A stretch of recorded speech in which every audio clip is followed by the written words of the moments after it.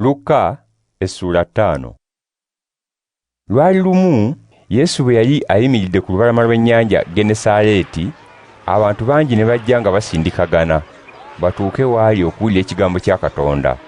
Yesu n'alaba amaato abiri nga gali awo ku lubalama, ng'abavubi bagavuddemu era nga booza obutimba bwabwe. Awo n'asaabala mu limu ku maato ago, eryali erya Simooni. N'asaba Simooni ayisembezeeyo katono okuva ku lukalu, n'ayigiriza abantu ng'atudde mu lyo. Bwe yamaliriza okwogera, n'agamba Simooni nti, "Eryato lyongereyo ebuziba, mutege obutimba bwammwe mukwase ebyennyanja." Simooni n'amugamba nti, "Mukama wange, ekiro kyonna twateganye ne tutakwasa kantu, naye olw'okubanga olagidde, obutimba kambutege." Awo bwe baabutega ne bakwasa ebyennyanja bingi nnyo, era obutimba bwabwe ne buba kumpi okukutuka. Ne bawenya ku bannaabwe abaali mu lyato eddala bajje babayambe. Ne bajja ne bajjuza amaato gombi ebyennyanja, ne gaba kumpi okusaanawo. Simooni Peetero bwe yalaba kino, n'afukamira kumpi n'ebigere bya Yesu, n'agamba nti, "Leka Mukama wange, kubanga nze ndi muntu mwonoonyi." Peetero yayogera bw'atyo kubanga ye ne bonna be yali nabo baali bakwatiddwa entiisa olw'obungi bw'ebyennyanja bye baakwasa. Mu ngeri y'emu Yakobo ne Yowanne batabani wa Zebedaayo era banne ba Simooni ne bakwatibwa entiisa.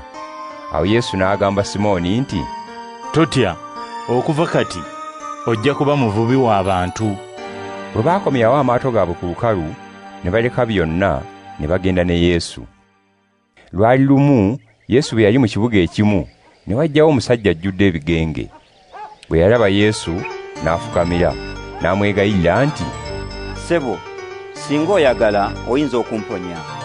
Yesu n'agolola omukono n'amukwatako, n'agamba nti, "Njagala, wona." Amangu ago ebigenge ne bimuwonako.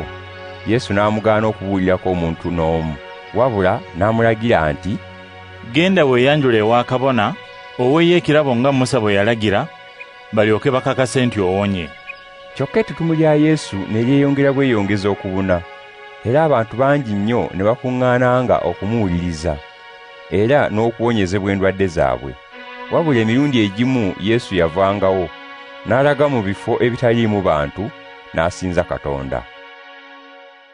Awo ku lunaku olumu, Yesu bwe yali ng'ayigiriza, waaliwo Abafalisaayo n'abannyonnyozi b'amateeka nga batudde awo.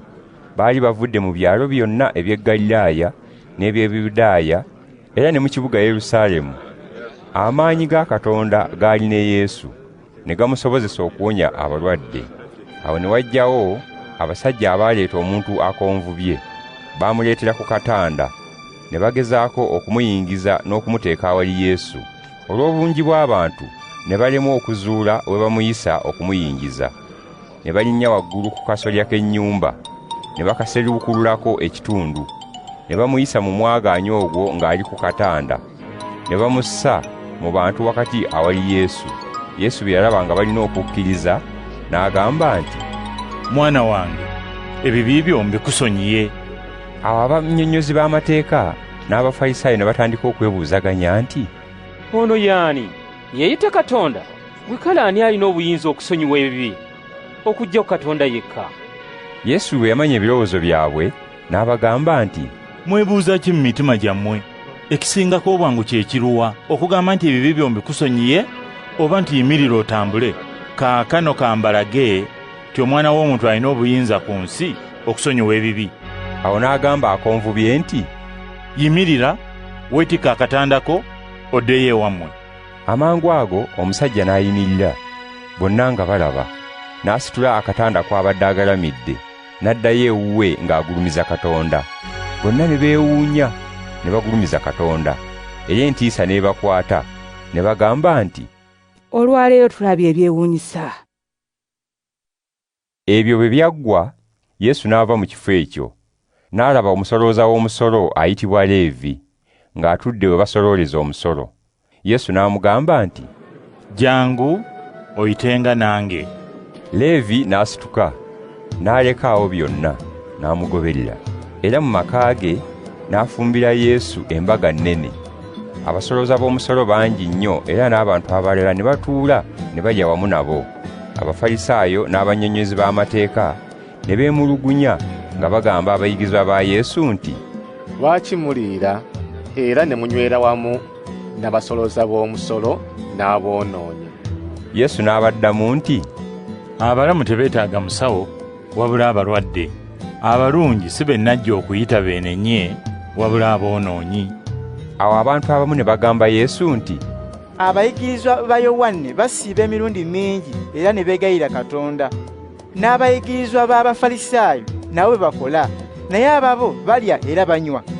Yesu n'abagamba nti, abayite ku mbaga y'obugole temuyinza kubagaana kulya ng'awasiza omugole akyali nabo, naye ekiseera kijja kutuuka awasiza omugole abaggyibweko. Olwo nno balitandika okusiiba. Era n'abagerera olugero nti, omuntu tayuza kiwero mu lugoye lujja n'akitunga mu lugoye lukadde. Singa akola kino, olugoye olujja alusaamu ekituli, ate olugoye olukadde ne lutasaanira mu kiwero kijja. Era omwenge ogw'emizabbibu omusu tegufukibwa mu nsawo zaagwo ez'amaliba enkadde. Singa kino kikolebwa, guzaabya omwenge ogwo n'ensawo n'obifiirwa. Wabula omwenge ogw'emizabbibu omusu gufukibwa mu nsawo zaagwo ez'amaliba empya. N'ekirala, omuntu amanyidde okunywa omwenge ogw'emizabbibu omukulu tayagala musu, kubanga agamba nti omukulu gwe gusinga okuwooma.